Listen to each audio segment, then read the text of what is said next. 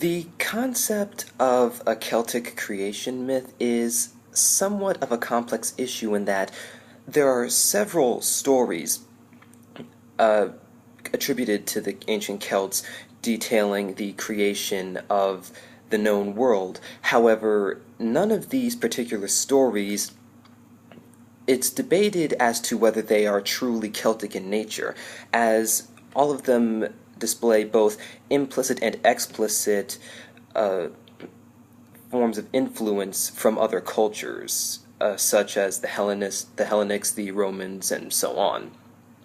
The only part of Celtic religion regarding creation that is mostly agreed on as being purely Celtic is really an idea, not an actual story, and that is the Oran Mor, which can be said to be a sort of song of creation, if you will, a sort of force that reverberates within every person and object in existence.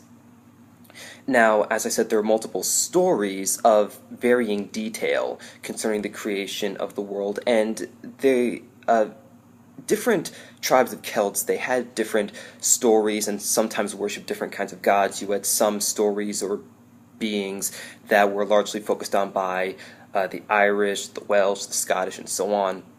So there are some similarities and differences in each tale or character that you might hear of. Now, there are generally three creation myths, and the first one can really be seen as one that's applicable to the entirety of the region that's being focused on. And so it starts out with the idea of a primordial sea and a largely bare expanse of land, a very bare universe. However, within the sea forms a white mare named Ioka, formed from sea foam. On the land forms a large oak tree that grows white berries, also created from the sea foam that makes it to the land. Now, Ioka finds her way to land, eats the berries from the tree, but as she consumes the berries, they sort of alter form within her and impregnate her, and so she gives birth to Cernunnos, the horned god, and the experience of childbirth is so painful that she rips some of the bark from the tree and throws it into the ocean. And as it sinks beneath the waves, it also changes form, the bark itself, and becomes a race of giants that live within the deep sea. So, after this, Cernunnos and Eoka copulate and have three sons, Maponos, Tutates, and Turanas, and a daughter, Epona.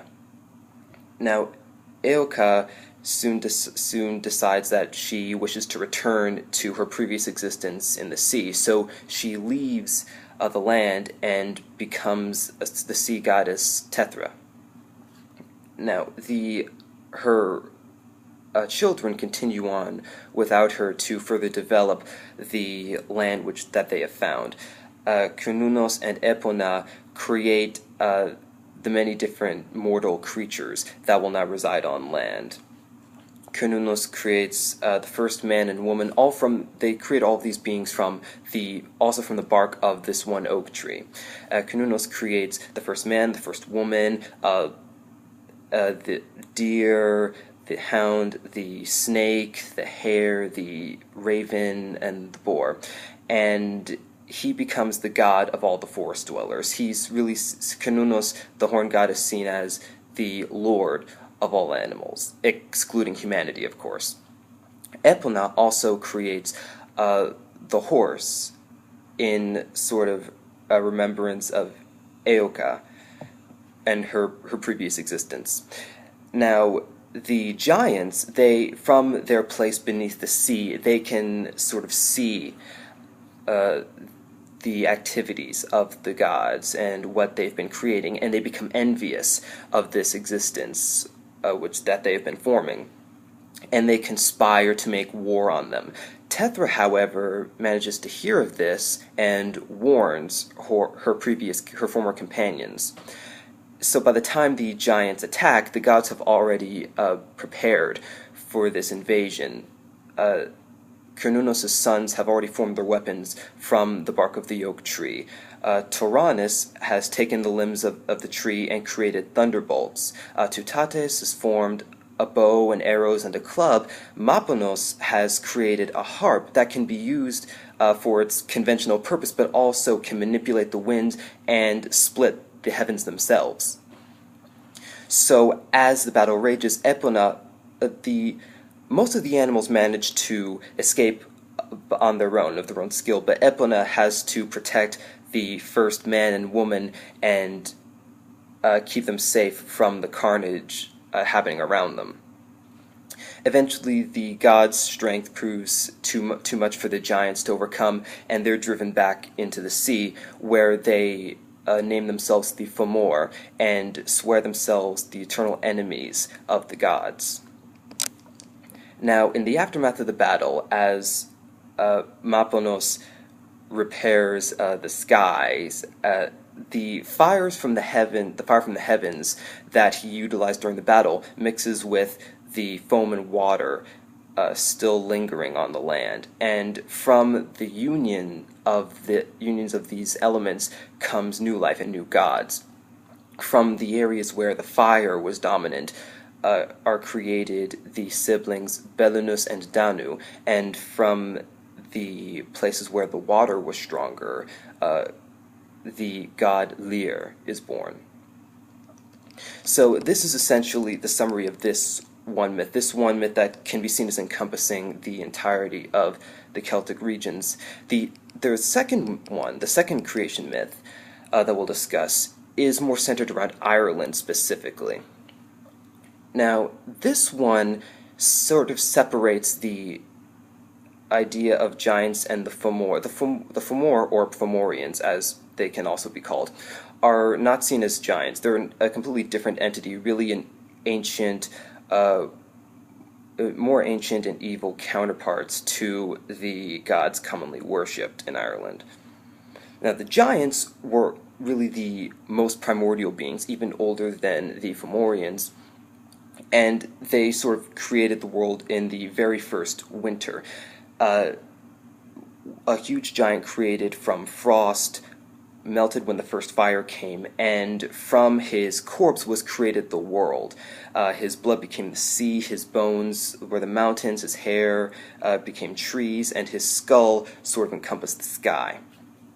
And so from this was created the known world. And this myth focuses on the settlement of Ireland, which took place over the course of 5 different invasions by 5 different peoples, and there is some vagueness in certain parts of the story.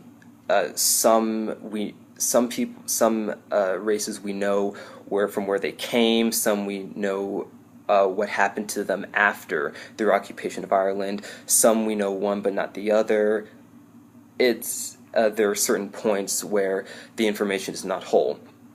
The first invasion came from a people called the Partholonians, ruled by their king Partholon and his wife Dilnyd.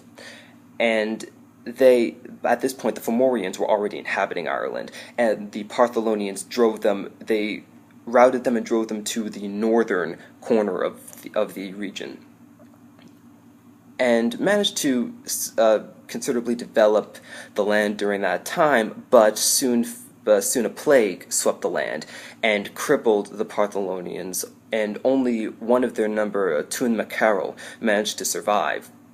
So at this point, the Fomorians managed to easily take back the land until an indeterminate amount of time later. Another people, the Numidians, came through, landed on Ireland, had several victories against the Fomorians, but then they were, like the Partholonians before them, they were also struck by the plague, and the Fomorians took advantage of this. Instead of wiping them out, they decided to rule over them and demand considerable sacrifice. After some time, though, the Numidians rejected this system and rose up against the Fomorians and managed to actually defeat them. This is one case where it's not clear where the Numidians came from or what happened after. There's no current knowledge of where supposedly they what happened to them after defeating the Fomorians. Did they fight amongst themselves and die out? Did another plague come? Did they simply leave for some other land? This is not explained. However, it is known that supposedly 200 years after the Numidians' victory over the Fomorians, people known as the Firbolg, who were considered to be the Hellenics, arrived in Ireland, and they were the first colonists to develop their own government and their own official system, but it's not known what happened to them either.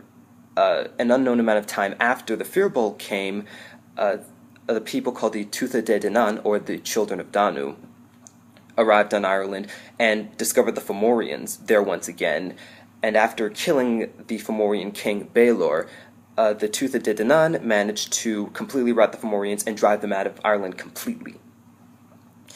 Now, after this, the final people who would come to inhabit Ireland were the Milesians, who were considered to be believed to be Spaniards, and one of the Milesian princes, he discovered Ireland while observing the surrounding land. From a watchtower, he sailed there, and he met the three kings of the Tuatha De Danann.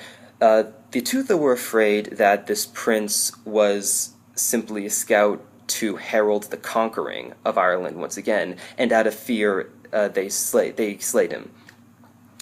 However, the crew that the prince brought with him brought his body back to his people, which led to them promptly declaring war on the Tuatha. So, after a battle, the Tuatha were defeated by the Milesians. However, the Milesian druid Amergin decided to have some mercy on them. Instead of eliminating the Tuatha, the Milesians simply divided Ireland, and while they lived above ground, the Tuatha retreated to the underworld and developed into what would later be known as the fairy folk of Ireland. A third myth that is rather vague and is generally attributed to Wales tells of a lake overflowing or bursting and flooding all of the known world, and two individuals named Dwyfyn and Dwyfach created a ship with pairs of every creature in existence, and after surviving this flood for an indeterminate amount of time, they landed in Prydain, or Britain. So yes, there are many different influences on these Celtic stories. Some people believe that these weren't truly written by the Celts, or maybe they were, but they were so altered by later people who encountered the Celts that they can't truly be attributed to them in full. But in either case, there are certain elements that are continued throughout other Celtic myths that we will cover later in this chapter. Despite the influences by many different cultures, the Hellenics, the Romans, occasionally the Gauls, and possibly even the Norse had some influence. It's all very interesting seeing the collection of cultures that manifest in these stories. But further explaining that, that's a story for another time. But I hope you enjoyed this video, and thank you for watching. Goodbye.